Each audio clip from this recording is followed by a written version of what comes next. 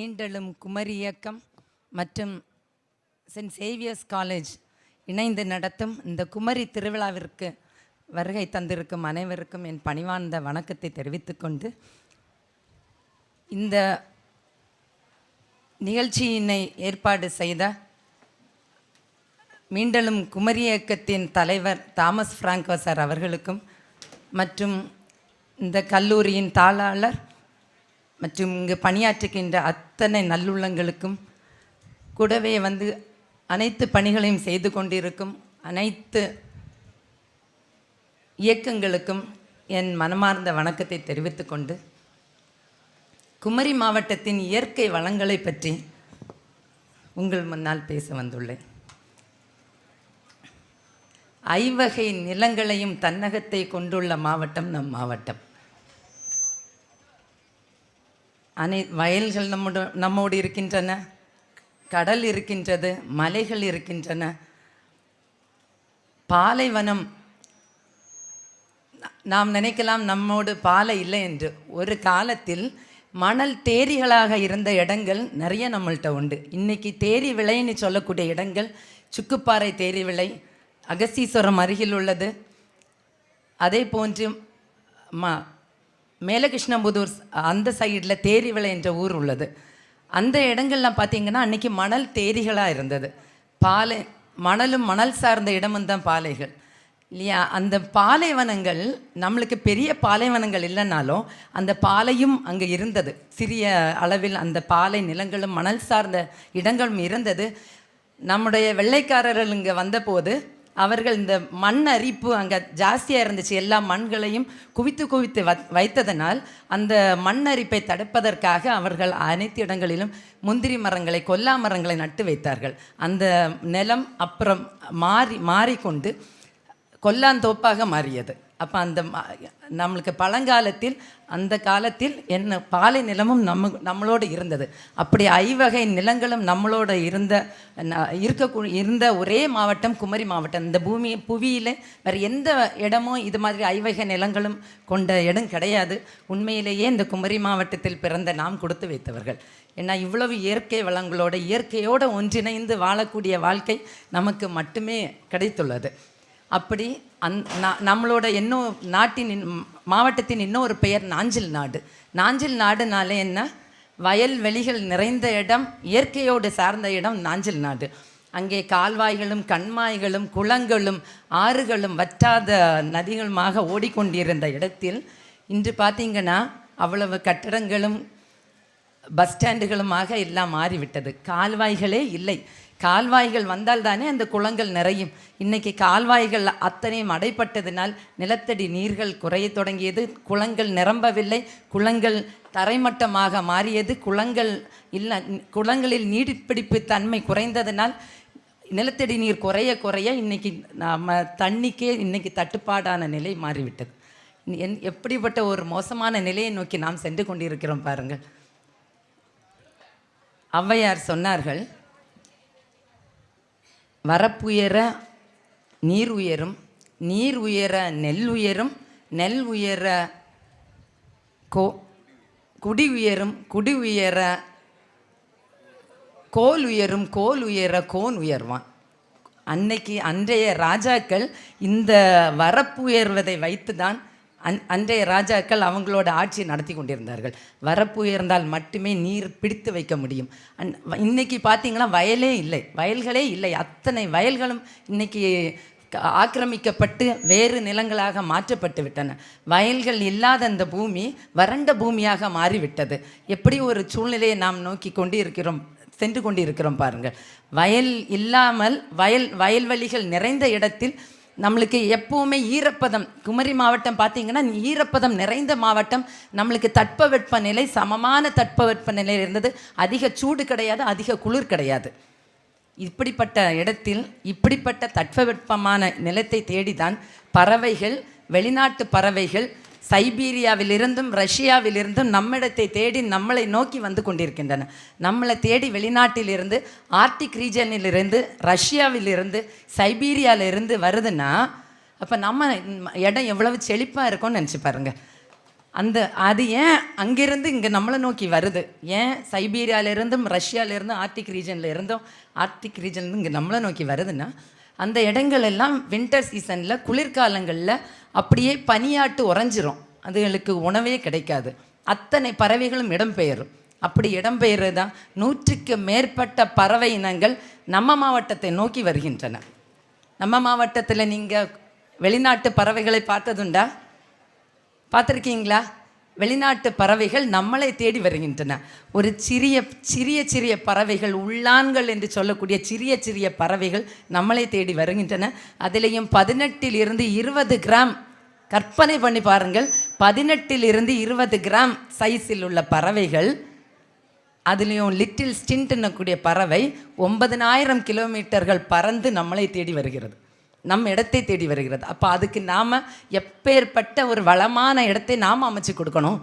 ஆனால் இன்றைக்கி நம்ம அழிச்சிக்கிட்டே இருக்கிறோம் இல்லையா?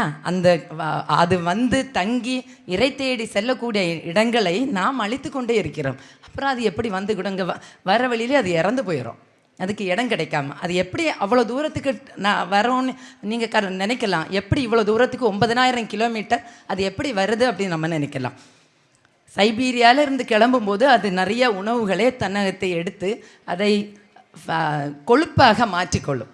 இங்கேருந்து கிளம்பும்போதும் அப்படி தான் கொழுப்பாட்டை மாற்றி அதை வந்து ஸ்டோர் பண்ணி வச்சுக்கிட்டு வரும்போது வரக்கூடிய வழியில் அதுக்கு வந்து போதுமான அளவுக்கு நம்ம கடைசி அற்றம் வரை போகும்போது நம்மளுக்கு போய் சேரக்கூடிய அளவுக்கு எனர்ஜி இல்லை, நம்மளுக்கு சக்தி இல்லைன்னு தெரிந்ததுன்னா இது மாதிரி நிறைய இடங்கள்ல அது இறங்கி அந்த இடத்துலேருந்து உணவை எடுத்துக்கிட்டு திருப்பி வரும். அதே மாதிரி ஒரு இடம் தான் குமரி மாவட்டத்தில் இருக்கக்கூடிய உப்பளங்கள், காயல்கள். இதே மாதிரி ஒரு அதுகூட stop over side or staging side என்று சொல்லுவார்கள். அப்படி ஒரு இடத்துல இறங்கி அந்த உணவை உட்கொண்டுக்கிட்டு திரும்ப அது இங்கேருந்து எங்கே கிளம்புதுனாக்கி ஸ்ரீலங்கா போகுது. ஸ்ரீலங்காலேருந்து அப்படியே சுற்றி ஆஸ்திரேலியா போகுது. நம்ம இடத்துக்கு வந்துட்டு தான் சுற்றி ஆஸ்திரேலியா போகுது. இப்போ நம்ம இடத்துல அந்த இயற்கை இடங்கள் இல்லைன்னு வைங்களேன், அது வரக்கூடிய வளையல்ல அது இவ்வளவு நாள் இத்தனை வருட காலங்களாக அது உணவு உண்டு போன இடங்கள் காணாமல் போயிட்டுனா அது இந்த இடத்துல வரும். அதுக்கு மேலே அதுக்கு பறக்க சக்தி இல்லாமல் மாண்டு விடும். எவ்வளவு தூரத்துக்கு நம்மளை தேடி வரும்போது அதுக்குள்ள இடங்கள் நம்ம கொடுக்காம அது அழிஞ்சு போவதுக்கு நாம் அதுக்கு இடம் கொடுக்கலாமா? அது எவ்வளோ பெரிய வேதனையான விஷயம் நினச்சி பாருங்கள். நம்மளை தேடிலாம் அது அங்கேருந்து வருது, நம்மளுக்கு நல்ல இடங்கள் வச்சுருக்குறாங்க, நம்மளுக்கு உணவு இருக்குது அப்படின்னு ஒரு ஆசையோடு கிளம்பி வரும்போது நம்ம அதை அழிக்கிறதுக்கு நாமளா காரணமாக இருக்கிறோம் இல்லையா? அதே மாதிரி இங்கே வந்து இந்த பறவைகள் இங்கே வந்து இனப்பெருக்கம் செய்வதில்லை.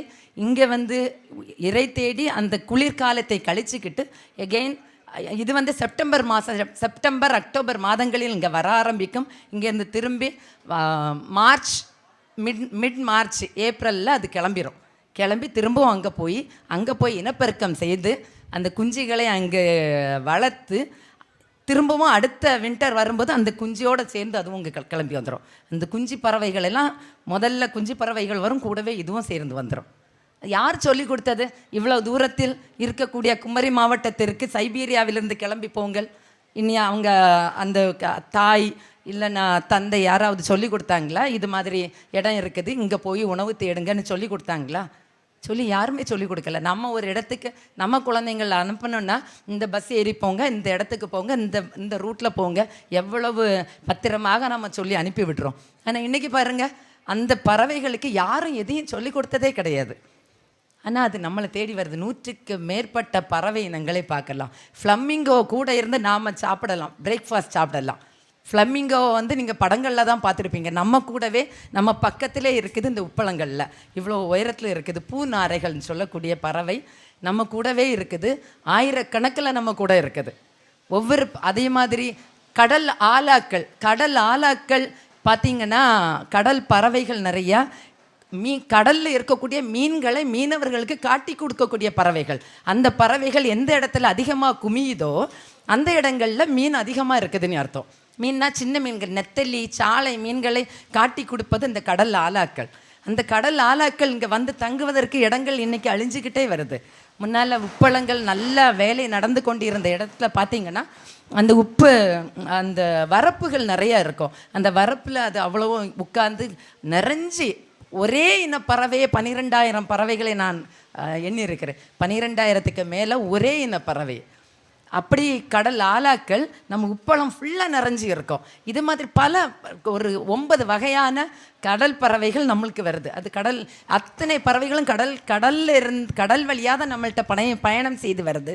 இதில் இந்த கடல் ஆலாக்கள் இங்கே எங்கேயும் உணவு இறை தேடுவதில்லை. கடலில் மட்டும் இறை தேடிக்கிட்டு அது ரெஸ்ட் எடுக்கிறதுக்கு மட்டும்தான் நம்மளோட உப்பளங்களை தேடி வருது.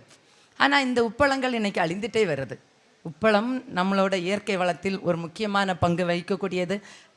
வெள்ளையர்கள் நம்மளை தேடி வந்ததற்கு ஒரு மூல காரணம் உப்புக்காக. நம்மளோட கடற்கரையில் அவ்வளவு இடங்கள்லையும் உப்பு விளைவித்த இடமா தான் அன்றைக்கி இருந்துச்சு. ஆனால் இன்றைக்கி பார்த்திங்கன்னா இந்த உப்பளங்களே அழிஞ்சு போச்சு. இது கொஞ்சம் இருக்கக்கூடியதே இன்றைக்கி அழிக்கக்கூடிய இதில் போயிட்டோம். இன்றைக்கி நம்ம நிறையா இதுகள் கேட்டுக்கலாம். இந்த கடையில் பேக்கெட்டில் இருக்கக்கூடிய உப்புகளை வாங்க வேண்டாம், நம்மளோட உப்பளங்களில் இருக்கக்கூடிய இயற்கையான முறையில் எடுக்கக்கூடிய உப்புகளை மட்டுமே சாப்பிடுவோம், கல் உப்பையே வாங்கி சாப்பிடுங்க, பேக்கெட் உப்பு பொடி உப்புகள் வேண்டாம், அதில் அயோடின் கலக்கிறதோ இதெல்லாம் நம்மளுக்கு தேவையில்லை அப்படின்னு சொல்லி இன்றைக்கி நிறைய நீங்கள் கேள்விப்படுவீங்க. ஆனால் நம்மள்கிட்ட விளையக்கூடிய உப்பை நாம் எடுக்க முடியாத சூழ்நிலையில் நம்ம இருந்து கொண்டு இருக்கிறோம். அது எவ்வளோ மோசமான நிலை பாருங்கள். நம்மள்கிட்ட எல்லா வளங்களும் நம்மள்கிட்டே இருக்குது. அதே மாதிரி நம்ம கடற்கரையில் பார்த்திங்கன்னா மீன் வளங்கள் நிறைந்து இருக்கக்கூடிய மீன் வளங்கள், இன்றைக்கி நிறைய மீன்கள், இன்றைக்கி நம்ம சின்ன பிள்ளையில் பார்த்த நிறைய மீன்கள் இன்றைக்கி காணவில்லை. நிறைய மீன்கள் நீங்களே நினச்சி பார்க்கல, நீங்கள் சின்ன பிள்ளையில் எவ்வளோ நீங்கள் சாப்பிட்ட மீன்கள்லாம் நிறைய இன்றைக்கி காணவில்லை. அது காரணம் என்ன? அவ்வளோ வளம் நிறைந்த நம் நாட்டில் இன்றைக்கி நம்ம அந்த மீன் இனங்கள் நிறைய அழிந்து வரக்கூடிய சூழ்நிலையை நம்ம பார்க்க முடிகிறது. இது கூடவே மைக்ரோ பிளாஸ்டிக் நம்ம பார்ப்போம். நாம் ஒரு தடவை யூஸ் பண்ணிக்கிட்டு தூக்கி வீசக்கூடிய பிளாஸ்டிக் கவர்களாக இருக்கட்டும், பிளாஸ்டிக் பாட்டிலாக இருக்கட்டும், ஆர் ஏதாவது ஒரு பேக் பண்ணி யூஸ் பண்ணக்கூடிய நம்மளோட கவரில் யூஸ் பண்ணக்கூடிய ஏதாவது ஒரு பேக்காக இருக்கட்டும், ஒரு தடவை சாப்பிட்டுட்டு தூக்கி வீசிடுறோம், இல்லைன்னா எரிச்சிடுறோம். எரிக்கும் போது இந்த வளிமண்டலம் பாதிக்கப்படுகிறது. அந்த வளிமண்டலம் பாதிக்கப்படும் போது நாம் சுவாசிக்கக்கூடிய காற்றும் அது நிறைய பிரச்சனைகளை, நிறைய ப்ராப்ளம்ஸ் நம்ம நுரையீரல்களில் உருவாக்குது. இதனால் நம்மளுக்கு தான் கேடு. இதே மாதிரி சும்மா தூக்கி வீசக்கூடிய அந்த நீரோ